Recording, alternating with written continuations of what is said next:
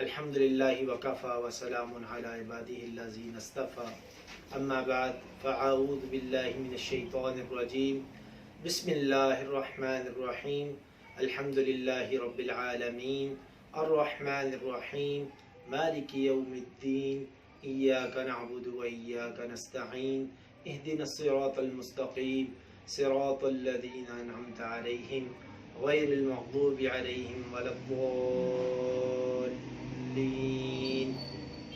آمین۔ عزیزان گرامی، آج کا ہمارا موضوع قرآن مجید ہم سے کیا کہہ رہا ہے، ہمیں کیا پیغام دے رہا ہے، اس بارے میں۔ ہم روزانہ 5 نمازوں کے اندر جو ابتدا کرتے ہیں جس سورت سے قرآن مجید کی، وہ سورہ فاتحہ ہے۔ سورہ فاتحہ کا مطلب کھولنے والی یعنی اوپنر کے ہے، کہ جیسے کوئی چیز کسی کو کھولتی ہے تو یہ نماز کو کھولنے والی ہے، نماز کی ابتدا کرنے والی ہے۔ تو اس لیے اس کی بڑی اہمیت ہے۔ اس کے اندر ہم کیا کرتے ہیں؟ سب سے پہلے ہم الحمدللہ رب العالمین، اللہ کے نام کی تعریف کرتے ہیں کہ ساری تعریفیں اور سارا کا سارا شکر اللہ تبارک و تعالیٰ کے لیے ہے جو تمام جہانوں کا رب ہے۔ پھر ہم اس کے بعد دعا مانگتے ہیں اللہ تبارک و تعالیٰ سے۔ کیا دعا مانگتے ہیں؟ اہدنا الصراط المستقیم، کہ اے باری تعالیٰ ہمیں دکھا دیجئے، اے وہ ذات جو بڑی اونچی عظمت والی ذات ہے، ہمیں ان لوگوں کا راستہ دکھا دیجئے، سیدھا راستہ دکھا دیجئے۔ صراط الذین انعمت علیہم، پہلے ہم نے کہا کہ ہمیں سیدھا راستہ دکھا دیجئے۔ کن کا راستہ؟ ان لوگوں کا راستہ جن پہ آپ کا انعام و اکرام ہوا ہے۔ وہ کون لوگ ہیں؟ وہ نبیین میں سے ہیں، وہ صدیقین میں سے ہیں، وہ شہداء میں سے ہیں، وہ صالحین میں سے ہیں۔ پھر ہم اس کے بعد اللہ تبارک و تعالیٰ کو، یعنی یہ دعا مانگنے کے بعد اللہ تبارک و تعالیٰ سے پناہ بھی مانگتے ہیں کہ ان لوگوں کا راستہ جو اپنے راستے سے ہٹ گئے، پھٹک گئے، یہود و نصارہ، ان کے راستے سے پناہ مانگتے ہیں۔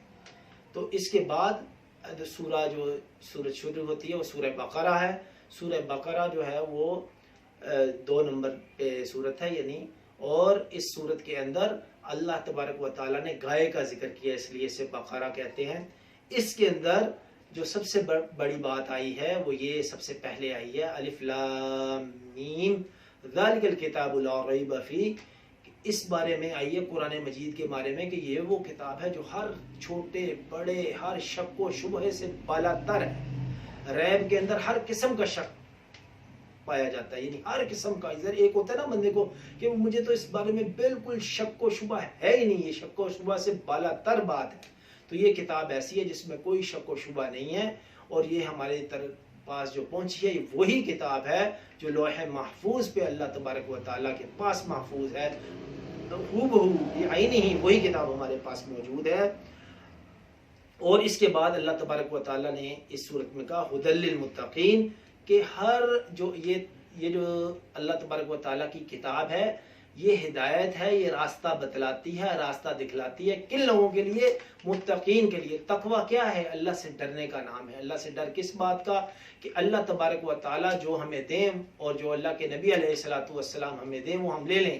وما آتاکم الرسول فخذوہ وما نہاکم عنہ فانتہوا۔ سب سے پہلے ہم اپنی نیتیں خالص کر لیں، جیسے انما الاعمال بالنیات کی احادیث کی کتب میں بڑی اہمیت ہے اور یہ بنیاد ہے دین کی۔ اس لیے قرآن کو سمجھنے سے پہلے ہم اپنی نیت خالص کر لیں کہ ہم قرآن کو کیوں پڑھ رہے ہیں، کیوں سمجھ رہے ہیں۔ اور یہ خیرکم من تعلم القرآن وعلمہ، کہ تم میں سے بہترین لوگ وہ ہیں جو قرآن سیکھیں اور سکھائیں۔ یہ کیوں ہے؟ کہ وہ ہماری نیت یہ ہو کہ اللہ ہم سے راضی ہو جائے اور اللہ کی بات ہم ماننے والے بن جائیں اور اللہ تبارک و تعالیٰ کے بتائے ہوئے راستے پہ چلنے والے بن جائیں۔ اور تقویٰ کیا ہے؟ اس کی بڑی آسان طریق بتائی کہ بھی ایک خاردار راستہ ہو، پگڈنڈی ہو، اور اس کے اس طرف بھی کانٹے ہوں، اس طرف بھی کانٹے ہوں، تو ہم اپنے دامن کو بچا کے اس راستے پہ چلیں۔ یعنی اس طرف بھی گناہ ہیں، اس طرف بھی گناہ ہیں، نفس بھی بھڑکا رہا ہے، شیطان بھی بھڑکا رہا ہے، تو ہم شیطان کی پاور کیا ہے؟ شیطان بس ہمارے دل میں وسوسے ڈالتا ہے، وہ ہمیں پکڑ کے چلا نہیں دیتا۔ نفس ان وسوسوں کو پالتا ہے اور ہمیں گناہ تک پہنچا جاتا ہے۔ یہ بہت زیادہ ہمارے بڑے دشمن ہیں۔ ان دشمنوں کو پہچانتے ہوئے، اپنا دامن بچاتے ہوئے، اس قرآن کی تعلیمات پر چلتے ہوئے ہم جنت کے راستے پہ جو سیدھا راستہ ہے اور نیک لوگوں کا راستہ ہے، نبیین، صدیقین، شہداء، صالحین کا، اس پر چلتے ہوئے جنت کے وارث بن جائیں۔ پھر اللہ تبارک و تعالیٰ نے بما کانوا یکذبون منافقت کی سب سے بڑی علامت جھوٹ سے بچنا بتایا. واجتنبوا قول الزور کہ دیکھیں 3 قسمیں ہیں ایمان کے اندر نا، ایمان کے اعتبار سے بندوں کی، کہ کیا ہے؟ سب سے پہلے مومن کھرے لوگ، یعنی جو ایمان لے گئے، پلٹ کے دیکھا نہیں، اللہ نے جو بتایا مان لی، جس سے اللہ کے نبی علیہ السلام نے اللہ تبارک و تعالیٰ نے منع کیا اس سے رک گئے، یہ مومن ہے، خالص لوگ ہیں.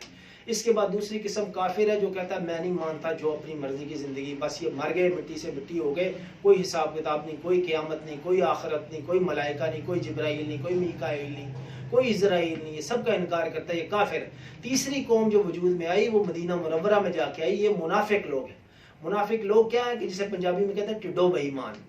یہ بے ایمان لوگ ہیں کہ بھئی یہ منہ سے تو اقرار کرتے ہیں کہ ہم بہت زیادہ صلح جو لوگ ہیں، انما نحن مصلحون، کہ اصلاح کے نام پر یہ فساد کرنے والے، میٹھی چھری. اور یہ آپ نے دیکھا ہوگا کہ بھئی جیسے کوئی گانے والے لوگ ہوں گے تو گانے والوں کے ساتھ کہیں گے واہ جی واہ موسیقی روح کی غذا ہے جی، اور ہر کسی کے ساتھ یہ اس کے ہی ہو جائیں گے. یعنی منافق کہتے ہیں دو منہی کو، سرنگ کو، یعنی ایک طرف سے بندہ گھسے دوسری طرف سے نکل جب پتہ ہی نہ چلے کہ کہاں سے آیا کہاں سے جایا، اس کا گھر کیا ہے، مکان کیا ہے. تو یہ منافقت سے بچنے کی منافقت کی سب سے بڑی علامت جھوٹ ہے. اذا حدث کذب، اذا وعد اخلف، اذا اؤتمن خان. جب بات کرے گا جھوٹ بولے گا، جب وعدہ کرے گا وعدہ کی خلاف ورزی کرے گا، امانت دی جائے گی تو امانت کے اندر بے ایمانی کرے گا، بے ایمان آدمی ہوگا.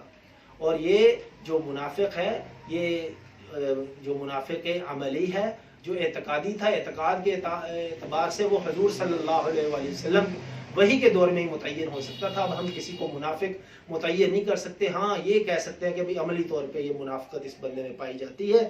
اس کے بعد اللہ تبارک و تعالیٰ نے شرک سے بچنے کی تلقین کی. فلا تجعلوا للہ اندادا، کہ اللہ کے ساتھ کسی بت کو، کسی پیر کو، کسی فقیر کو شریک نہ کرو. دیکھیں جب اللہ تبارک و تعالیٰ، جو یہ ہندو لوگ ہیں وہ بھی بتوں کو یہ نہیں مانتے کہ سب سے بڑے یہ ہیں، بلکہ وہ اللہ کے اوتار اور مختار مانتے ہیں. ایک دفعہ اندرا گاندھی نظام الدین اولیاء کے دربار پہ آئی تو اس نے دیکھا، جب اس نے ساری کیفیات دیکھی، حضرت نظام الدین اولیاء بہت بڑے اللہ کے ولی ہیں، تو اس نے بڑا ایک عجیب جملہ کہا.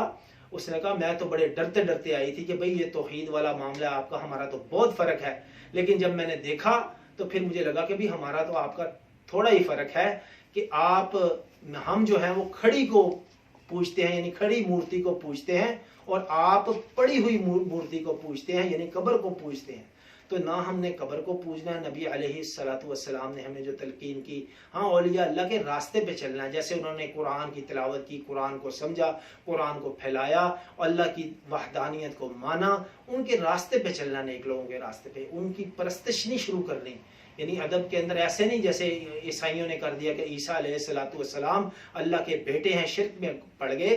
ایسے نہیں کرنا، نہ ہی یہودیوں کی طرح کہ عزیر علیہ السلام اللہ کے بیٹے ہیں، یہ عمل نہیں کرنا، بلکہ ان کو نیک لوگ جاننا. اسی طرح انبیاء کو رسول ماننا ہے، ان کو سجدے نہیں کرنے، قبروں کو سجدہ گاہ نہیں بنانا. یہ تو حدیث مبارکہ بھی ہے. اس کے بعد بتایا کہ علم کا شوق اللہ تبارک و تعالیٰ نے دلایا. وَعَلَّمَ الْآدَمَ الْأَسْمَاءَ كُلَّهَا، کہ علم حاصل کرنے کی فضیلت بتائی کہ آدم علیہ السلام کو جو اللہ تبارک و تعالیٰ نے تمام ناموں کا علم دیا تھا، اس کے اوپر ان کی فضیلت ہو گئی. اور فرشتوں کو اللہ تبارک و تعالیٰ نے سجدہ کرنے کا کہا. جنہوں نے بات مان لی وہ فرشتے مقرب ہو گئے، اللہ کی بات ماننے والے ان کی جانچ ہو گئی. اور ابلیس جو عبادت کے زوم پہ پورے فرشتوں کے اندر شمار ہونے لگ گیا تھا جن، اور اس کا جو ہے اس کی جانچ ہو کے وہ مردود ہو گیا اور کافر ہو گیا. اس نے تکبر کیا، تو تکبر سے سخت ترین ہمیں بچنے کی ترغیب دی گئی. وَاسْتَعِينُوا بِالصَّبْرِ وَالصَّلَاةِ، جب مشکل پڑ جائے تو کیا کرنا ہے؟ ہم نے نماز سے اور صبر سے مدد حاصل کرنی ہے. ہر مشکل کے وقت اللہ کی طرف رجوع کرنا ہے.